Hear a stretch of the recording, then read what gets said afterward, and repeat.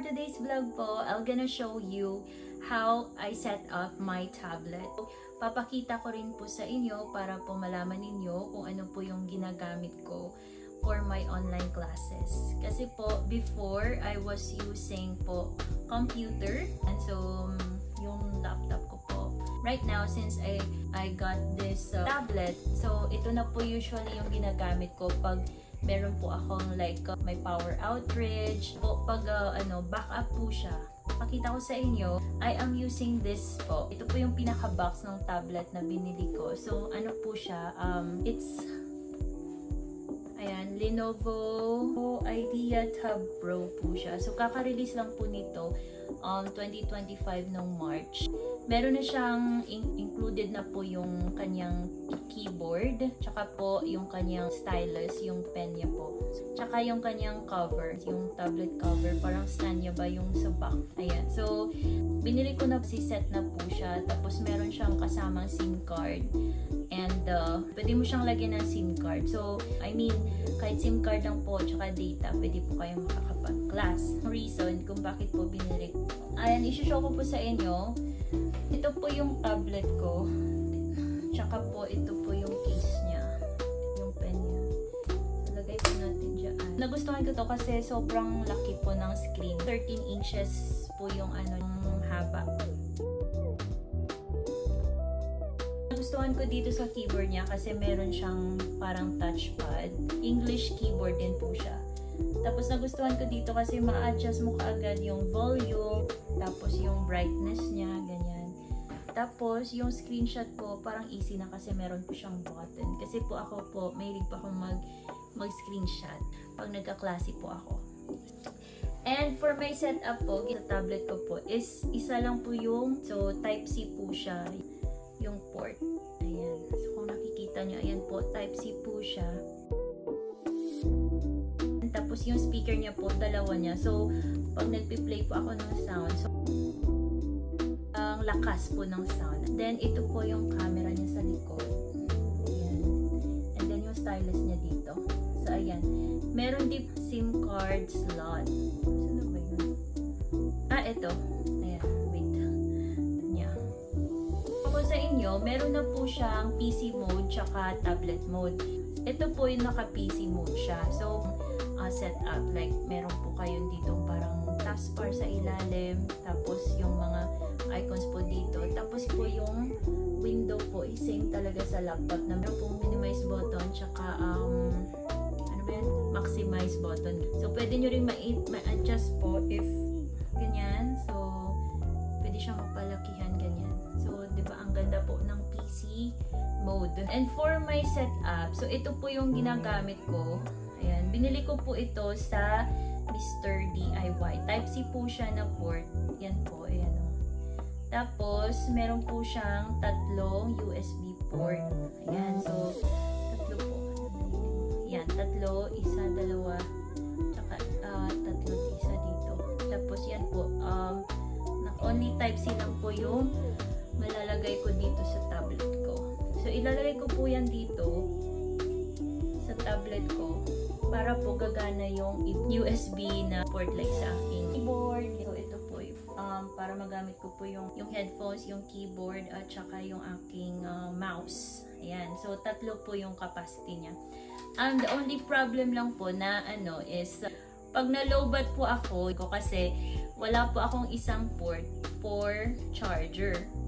Ayan. So, kasi yung charger niya po, Type-C lang talaga. So, kailangan mo ng Type-C para makapag-charge ka. So, bibili pa po ako ng isang adapter na pwede pong mag-charge. Nag-try po akong bumili online sa Shopee. So, pagdating po, hindi po working yung sa kanyang charger. Hindi po gumana. So, I keep using this for now.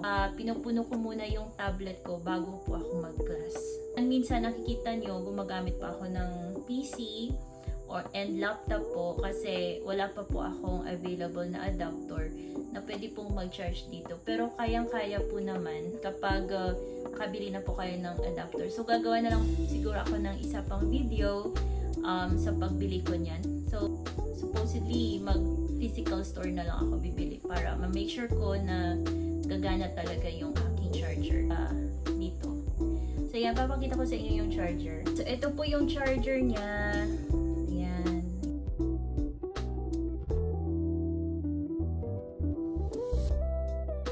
Ito po, mahaba po siya. Ayan. Puro Type-C po.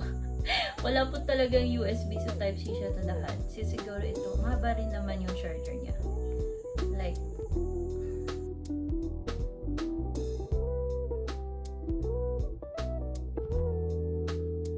and now, I'll show you how I set up sa software.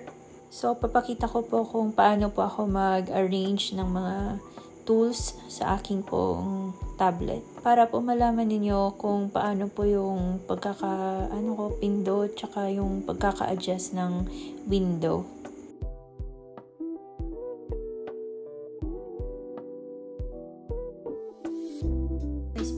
May space pa dito yung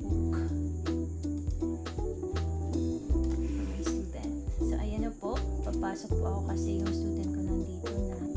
Admit ko lang po siya. Right? Hello, Leon. Good evening. Hi. Can you see me? Yes? Okay. Can you hear me? Yes? Or no? Okay. Very good. So, ayan. Pag gusto nyo makita si student, pindutin nyo lang po yung camera. Did you have for dinner? Tapos, open ko lang po yung book niya. Sa akin po, nilalagay ko siya sa Telegram. Kasi yung Telegram po, hindi masyado mabigat. Rice and, wow, vegetables. Okay, good. Did you like it? Yes or no? Yes? Okay, very nice then. So, ayan na po yung book. Pag gusto kong palakihan ganyan, pwede din po. Okay. Did you like them? Yes? Okay. Very nice. So, let's start the class, Leon. Are you ready? Very good. So, we'll continue reading them. And then, let me know if you can see the book. Okay. So, ayan po. I-share ko na po yung screen. Pag nag-share po kayo sa tablet, lahat po ng screen i-share ninyo. Bali kung ano yung ginagawa nyo sa screen, makikita po ni student lahat. So, ayan. Pwede ko rin siya makita, si student. Tsaka, pwede ko rin makita yung sarili ko. So, pindutin nyo lang. Ayan. So, can you see the book, Leon? Yes or no? Yes?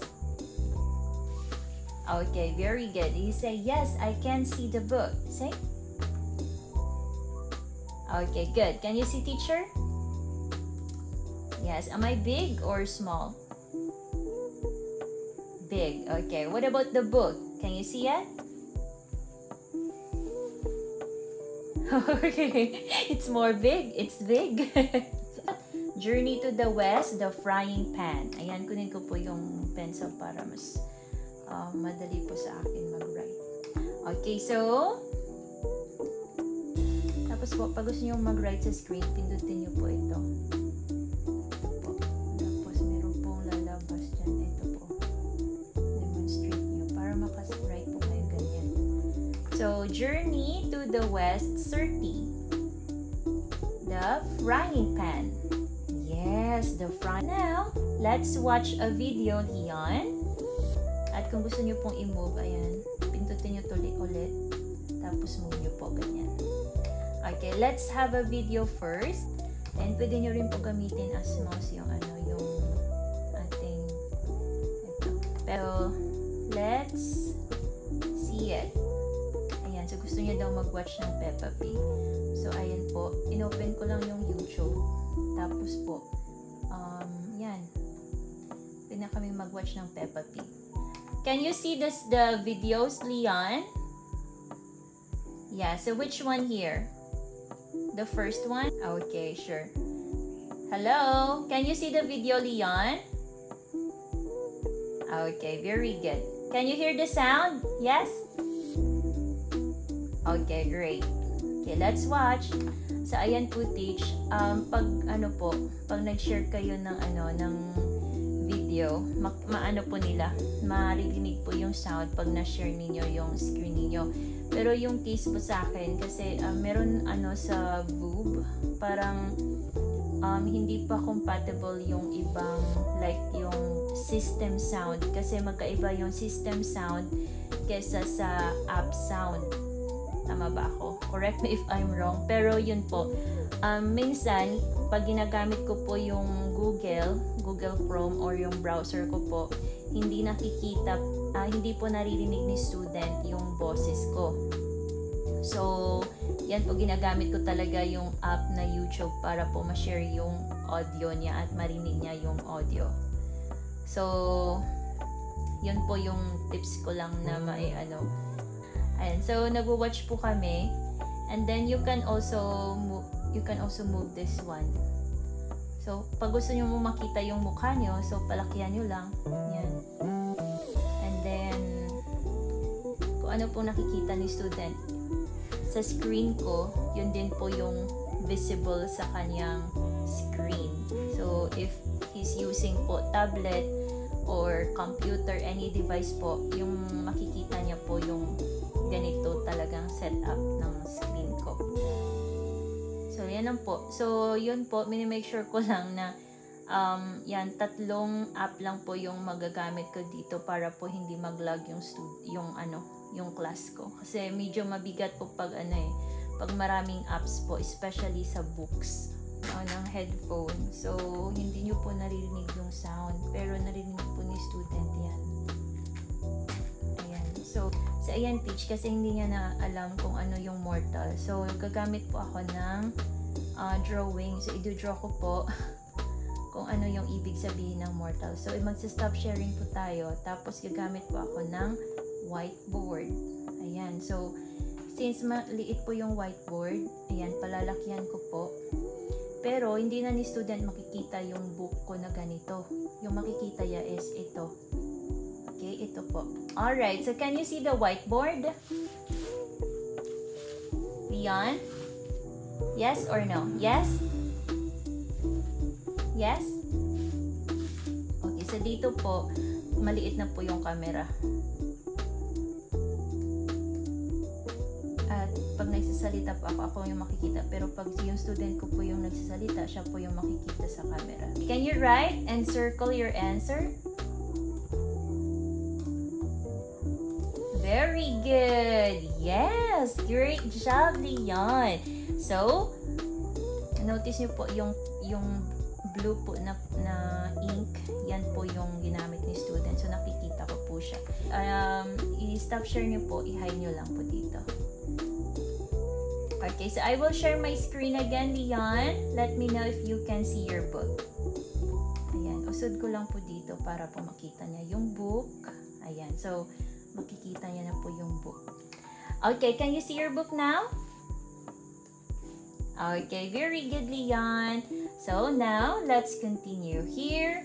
And, yan lang po. And, for other questions po, i-comment nyo na lang sa ilalim. Gustuhan nyo yung video na to, it can motivate me as well to make more videos in the future. Thank you so much po, everyone. Bye!